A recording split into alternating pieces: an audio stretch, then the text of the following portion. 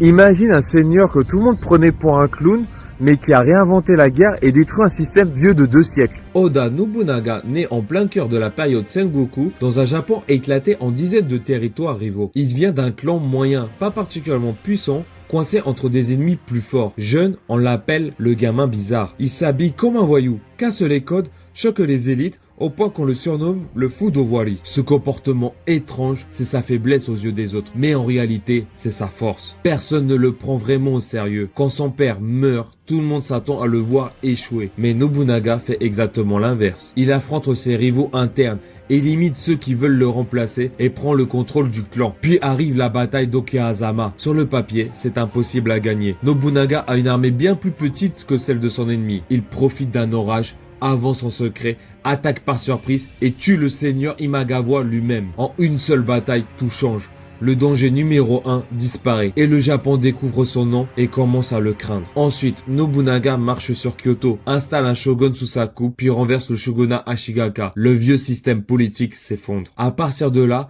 il ne pense plus comme un simple seigneur local. Il sécurise les routes, protège certains marchés, construit le château d'Azuchi comme une vitrine de sa puissance et utilise massivement les armes à feu sur les champs de bataille. Il n'invente pas tout, mais personne ne pousse ses idées aussi loin que lui. Son objectif est clair, unifier un pays brisé. Sans Nobunaga, il n'y a ni Hideyoshi ni Ieyasu. Et probablement pas l'unification du Japon tel qu'on le connaît aujourd'hui. Mais plus il avance, plus les tensions montent. Ses ennemis extérieurs reculent et c'est à l'intérieur même de son camp qu'une ombre commence à bouger. Un de ses plus proches généraux prépare quelque chose, un événement qui va bouleverser l'histoire du Japon et Nobunaga ne le voit pas venir. Si tu veux comprendre ce qui va arriver à Oda Nobunaga, abonne-toi, car le prochain épisode va sortir demain. Sur ce, matane!